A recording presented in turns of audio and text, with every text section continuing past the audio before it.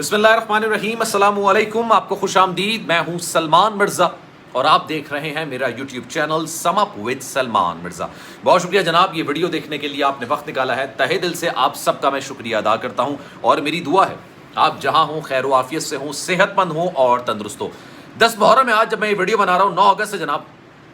آج شیلا رضا صاحبہ کا میں نے ایک انٹرویو دیکھا۔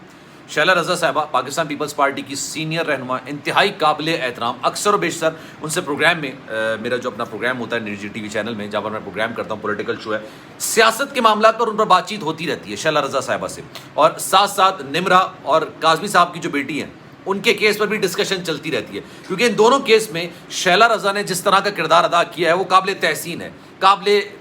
داد ہے، مطلب ان کو داد دینی چاہیے۔ آنیسٹلی انہوں نے جس طرح سے ان دونوں کیسز کو ٹیک اپ کیا، کیونکہ اکثر و بیشتر گھرانوں میں یہ معاملات ہوتے ہیں کہ بچیاں چلی گئی ہیں، ان کو چھوڑ دیا جاتا ہے، ماں باپ صبر بھی کر لیتے ہیں، کہتے ہیں کون تھانے کے چکر لگائے گا، کون کچہریوں کے چکر لگائے گا، لیکن شیلا رضا صاحبہ نے انتہا سے زیادہ محنت اور لگن کے ساتھ ان دونوں کیسز کا فالو اپ بھی لیا، محنت بھی کی،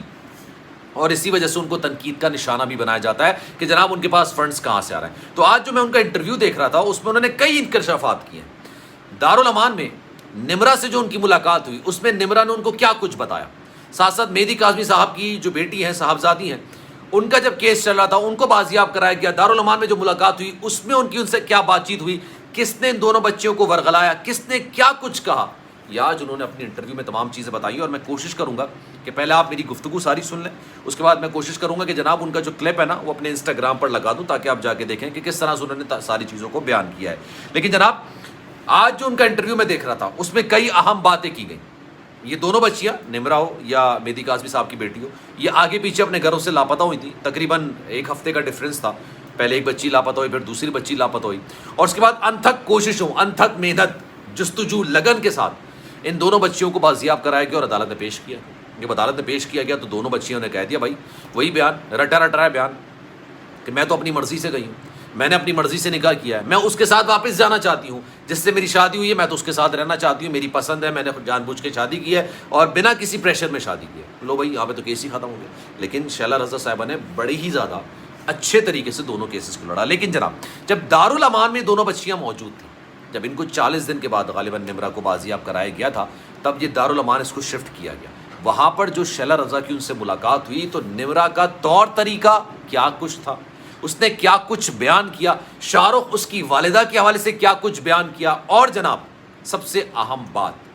کس نے اس کو پریشر ڈالا، یہ تمام چیزیں انہوں نے اپنی گفتگو میں بتائی ہیں۔ تو جناب میں کوشش کروں گا کہ تمام چیزیں جس طرح سے انہوں نے بتائی ہیں ویسے ہی آپ کے سامنے رکھوں، لیکن ایک گزارش ہے، اگر آپ نے میرا چینل سبسکرائب نہیں کیا سلمان مرزا آفیشیل، میرے یوٹیوب چینل کو سبسکرائب ضرور کیجئے، بیل آئیکن ضرور دبائیے، اور چونکہ ہم ڈسکشن کرتے ہیں، کوئی بھی ایسا مسئلہ ہوتا ہے اس پر ڈسکشن لازمی ہوتی ہے، کسی کے ذہن میں کوئی ایسا پوائنٹ آ جاتا ہے جو ہو سکتا ہے ہمارے ذہن میں نہ ہوتا ہو، تو سلمان.mrza کے نام سے میرا انسٹاگرام اکاؤنٹ ہے، اس کو فالو ضرور کیجئے۔ جو آپ کے ذہن میں اگر سوالات ہیں آپ مجھے میسج کیجئے، انشاءاللہ میں آپ کے ہر میسج کا رپلائی ضرور کروں گا۔ شیلا رضا صاحبہ نے سب سے پہلے تو انکشاف کیا، نمرا کو 40 دن کے بعد جب بازیاب کرایا گیا، اس کو لایا گیا تو جناب اس نے آ کے رٹا رٹایا بیان دے دیا کہ بھائی میں تو اپنی مرضی سے گئی تھی اور مجھے کوئی کسی قسم کا پریشر نہیں تھا، اور جناب مجھے اس کے ساتھ شاہ رخ کے ساتھ واپس جاؤں۔ اچھا، اس کو فی الحال دارالامان منتقل کیا۔ اب انہوں نے کہا کہ جناب یہ دونوں بچیاں ہیں، مائنر ہیں، لیکن ان کا ڈیل ڈال میری طرح ہے، یعنی شیلا رضا نے کہا میری طرح ہے، تو جناب وہ کت کاٹ میری طرح ہے، تو اس وجہ سے ظاہر سی بات ہے وہ نارمل بچیاں نہیں لگتی، بالکل چھوٹی بچیاں نہیں لگتی ہیں، ظاہر سی بات ہے ایک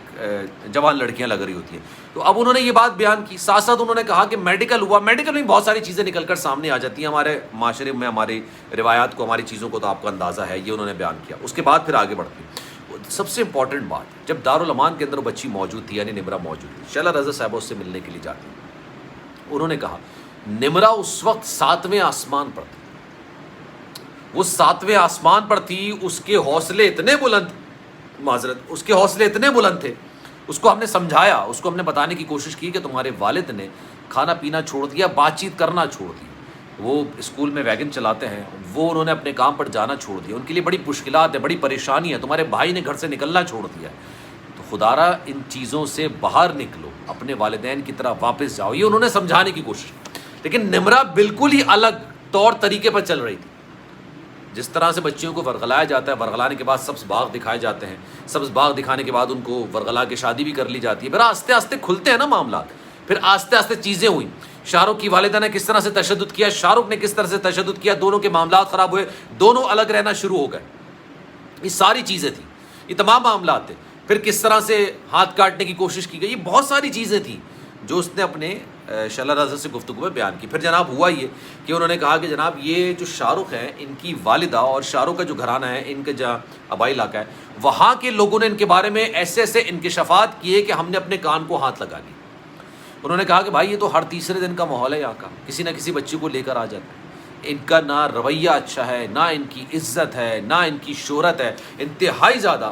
نگیٹو شہرت کے حامل یہ لوگ ہیں. لیکن اس کے باوجود نمرا شاید اس وقت سمجھنے کو تیار نہیں تھی، اپنے والدین کی بات کو ماننے کو تیار نہیں تھی. انہوں نے پھر یہ بات بولی. اچھا یہ بات میں نے ان سے ڈسکشن میں بھی کی تھی، ایک دفعہ میری ملاقات بھی ہوئی ہے، کئی دفعہ ڈسکشن بھی ہوئی ہے. انہوں نے کہا یہ بچیاں ہوتی ہیں، ان کو اتنا مائنڈ سیٹ ان کا کر دیا جاتا ہے، ان کی ذہن سازی اتنی کر دی جاتی ہے، 40 دن تک وہ بچی ایک ایسے ماحول میں رہی کہ اس کو لگا یہ جنت ہے میرے لیے اور میں واپس دوزخ میں نہیں جانا چاہتا. یہ بچی کی ذہن سازی ہوتی ہے،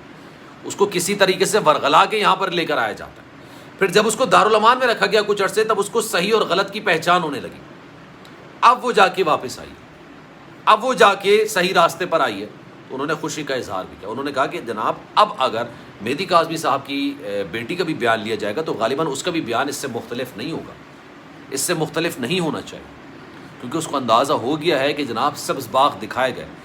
شاید یہ کچھ دن کے معاملات ہیں، کچھ ہی دنوں کے معاملات ہوتے ہیں، اس کے بعد ہر ایک کی اصلیت کھل کر سامنے آتی ہے. شاہ رخ کی والدہ کی اصلیت کھل کر سامنے ہے، کس طرح سے تشدد، مار پیٹ، اس پہ تو بدکاری تک کا الزام لگایا گیا اور یہ کہا گیا جناب کسی اور لڑکے کے ساتھ بیٹھ کے گاڑی میں روانہ ہو،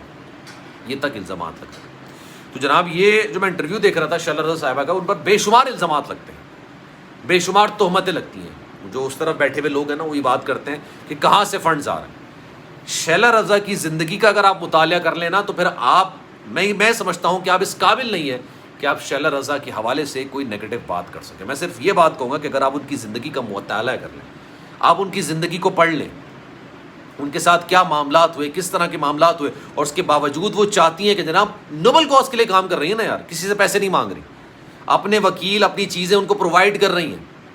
پہلے تو آپ لوگ یہ سوال اٹھاتے ہیں کہ سیاستدان کام نہیں کر رہے، اب جب وہ کام کرتے ہیں، بہترین کام کرتے ہیں، تو کہتے ہیں ان کے پاس فنڈنگ کہاں سے آ رہی ہے. بے شرمی کی بات ہے میرے خیال. تو جناب کیا رائے اس پر آپ کی؟ میں چاہوں گا کہ کامنٹ سیکشن میں آپ سب اپنی رائے کا اظہار ضرور کیجیے. سلمان مرزا کو دیجیے اجازت. زندگی رہی، صحت رہی. انشاءاللہ اگلی ویڈیو میں آپ سے پھر ملاقات ہوگی. جانے سے پہلے گزارش، اگر آپ نے میرا چینل سبسکرائب نہیں کیا، سلمان مرزا آفیشیل میرے یوٹیوب چینل کو سبسکرائب ضرور کریں، بیل آئیکن ضرور دبائیں. خیال رکھیے گا اپنا. اللہ حافظ.